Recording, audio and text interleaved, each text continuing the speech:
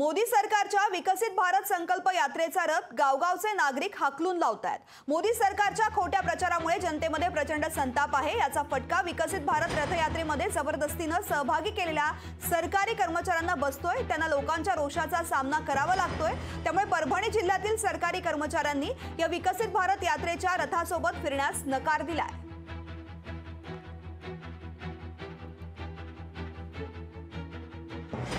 मोदींच्या फसव्या आणि आभासी विकासाचा मृगजळ हे आता कर्मचाऱ्यांच्या जीवाशी यायला लागलेलं आहे। ज्या ज्या गावांमध्ये हा विकास रथ जात आहे तिथल्या गावातले लोक विचारत आहेत की हे कुठे झाला, हा विकास कुठे झाला। ट्रॅक्टरवर कर लावलेले आहे, खतांवर कर लावलेले आहे आणि ते सगळं महाग करून टाकलेलं आहे।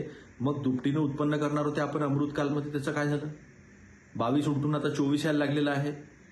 त्यामुळे लोकांनी प्रश्न विचारायला सुरू केले, कर्मचाऱ्यांकडे त्याचे उत्तरं नाहीत आणि वरतून दबाव आहे नोकरी वाचवण्याचा की तुम्ही कशाही पद्धतीने हे केलं पाहिजे।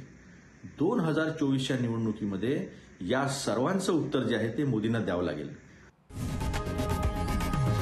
लोकशाही मराठी ऐका, पहा, जागरूक रहा।